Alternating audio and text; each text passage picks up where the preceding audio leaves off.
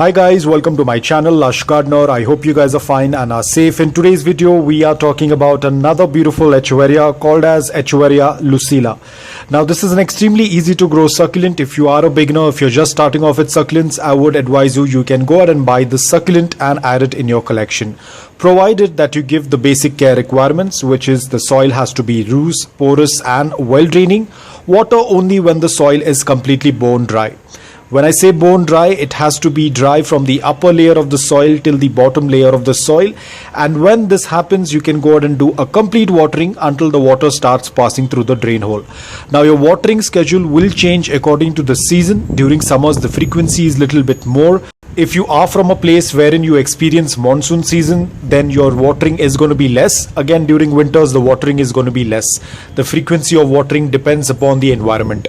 Now, do not keep this succulent underwatered for a very long time. It will dry out. Do not add too much of water, otherwise the succulent will get rotted.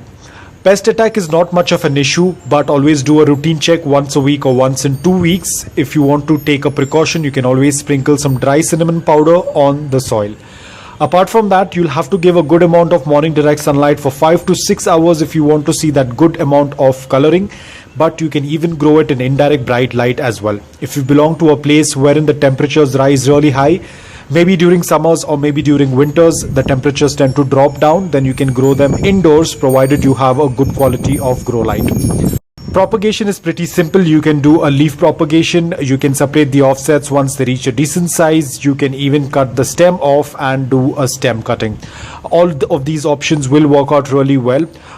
Stem cutting will be more prominent if your succulent is starting to stretch. Otherwise, the succulent is very compact, very close to the ground. So ideally, the stem is not much visible. But in case due to lack of light, if your succulent starts to stretch, you can do a stem cutting. I will also show you some of the pups that I had separated earlier from this mother plant, but they're slightly closed because of too much of heat. I'll have to move them to a much cooler area. But because this succulent belongs to the variety of Echeveria, it will get into its growing period during the summers, and winter is its dormant period. So do not add any fertilizers during the winters.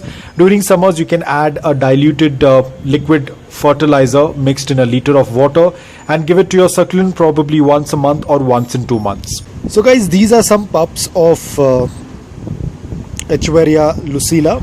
You can see they are doing extremely well. Right now, because the heat is little bit more, so they are slightly compact and they don't have much color because they are very small. Probably during winters they will definitely get their color, but this is how they tend to look like. Extremely beautiful. Both of them are the pups that were separated from the mother plant some time ago, so they're doing extremely well.